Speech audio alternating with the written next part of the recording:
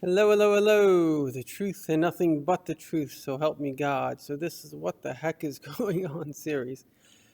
And I have to say, which is really my pretty consistent message, and that is the world has never been better. When you look at the data, we've never been as prosperous, never been as free, never been as educated, never been as healthy. We're living double as long as about 100 years ago. You know what that means, to double the rate of life? And when we look at all the data, it's all going to exponentially explode. The technology is built on technology. Things are going to get better.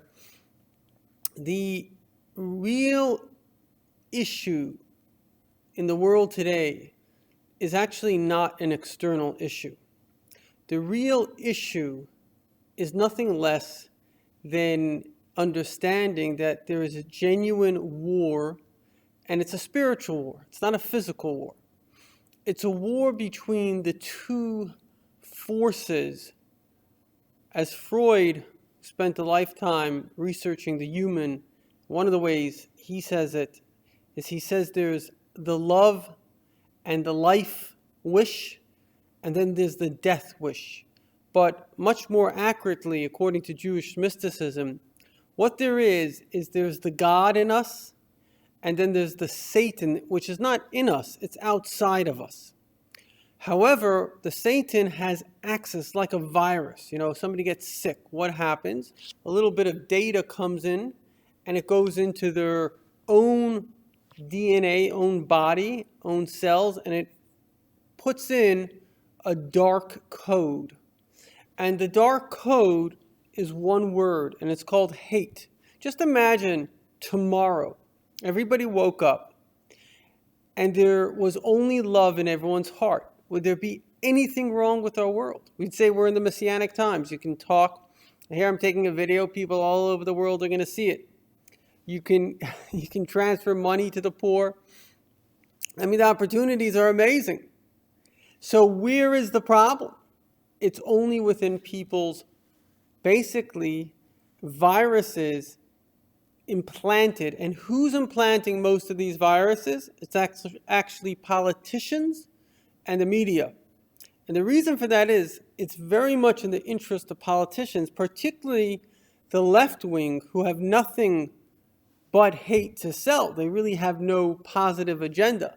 Their agenda is only, we have to destroy the religious people. We have to destroy capitalism, right? Because that's their only way of getting power. They have to sell something.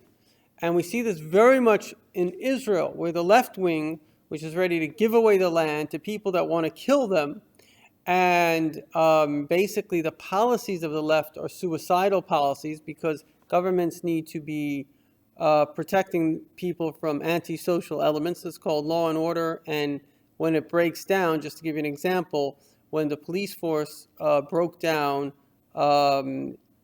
in, where's that place? Where was it? By Hurricane Katrina in Louisiana, black gangs were raping women. They were randomly shooting at people. They were shooting at the helicopters that wanted to save them. So God forbid, if you take the police force out of the, kind of ghetto areas, it's absolute chaos. It's murder and violence. It turns into gang warfare. To a large extent it is, even with police. And so the fact of the matter is that law and order is necessary for the survival of the population. Bringing in terrorists into your country is going to get you killed, as the British have learned and are trying to get, really, which is a tragedy, having to separate from the EU just to keep their country safe. And, taxing the rich only will minimize investment. The rich are not a problem. Making money is a good thing. Only prosperous countries help. The 10 kindest, nicest countries from the good, I think it's called Good Country Index, are from the 10 wealthiest countries. So prosperity and safety create openness and the ability to love and goodness and kindness. So those people that are filled with basically narcissism and all they want to do is hate and control and So these kind of politicians, which really it's their own issue, but how do they gain control? Like Hitler, they blame everybody else for problems that they can get either naive people to buy into that, oh, we're going to save, and certainly people that have their own gripes are only too happy to think, oh, wow, we're just going to get money. And so bottom line is that the world, the only issue in the world is kind of hate, which is coming from these kind of narcissistic, evil people, which are just seeking power and are jealous. And the other problem is that the media has become so. Actually, I remember I was on the plane, and there was a young black kid sitting next to an older man, and he was, as many of the young kids today, they're quite negative because the media that they see is all negative. So the guy, was speaking about the state of the world. This kid was saying, oh, it's so bad. So the black man, the older guy, was very smart. He says, oh, you watch the media. He says, I watch all news outlets, America, Britain, China. He says the Western media is all negative. China's positive. So in other words, a totalitarian country is interested in making the people think that their country is great. But when you have these democracies in which the media can be dominated by kind of people that have this suicidal self-flagellation because I don't want to go into all the psychology of why it is. Often they're influenced by politicians themselves. So the point is that such a perspective, the issue is not the reality. The reality has never been better. Michael Medved said they had a Chabad.org 24-hour marathon of, positive speeches. And he said that if you take polls and you ask people, how's life? And they say, well, life is good. And then you say, well, how is your life? How is your life? Life is good.